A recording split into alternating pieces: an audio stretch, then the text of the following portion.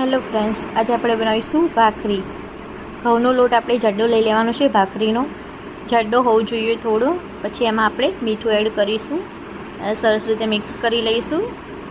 પછી આપણે એમાં તેલ એડ કરવાનું છે, થોડું વધારે એડ કરવાનું છે, જેથી કરીને આપણી ભાખરી કડક બને થોડી. આ ભાખરી તમે ચામાં ખાશો તો બહુ જ મસ્ત લાગશે ચા જોડે. પછી તેને સરસ રીતે આપણે મિક્સ કરી લઈશું. બધું જ પહેલાં સરસ તેલ ને લોટને મિક્સ કરી લેવાનું છે. આ રીતનો લોટ હોવો જોઈએ. પછી આપણે થોડું થોડું પાણી એડ કરતું જવાનું છે અને લોટને આપણે સરસ રીતે બાંધી લઈશું. બધો થોડું થોડું પાણી એડ કરતું જવાનું. વધારે પડી જશે તો પછી લોટ પોચો થઈ જશે ને ભાખરી ખાવાની મજા નહીં આવે. આ રીતનો લોટ બાંધીને આપણે રેડી કરી લેવાનો છે, કડક થોડો.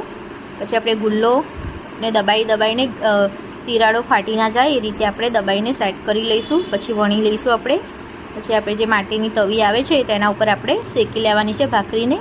એક સાઈડ શેકાઈ જાય ચેક કરી લઈશું આપણે. શેકાઈ ગઈ છે એક સાઈડ. પછી આપણે બીજી સાઈડ પર એને થોડી થોડી શેકીને એક કપડાની મદદથી આપણે એને દબાઈને શેકી લઈશું.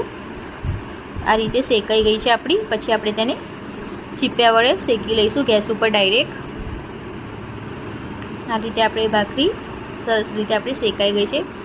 પછી આપણે તેમાં ઘી લગાવી દઈશું. આપણી ભાખરી રેડી છે. આ ચા જોડે આ ભાખરી બહુ જ સરસ લાગે છે. તમે જરૂરથી ટ્રાય કરજો.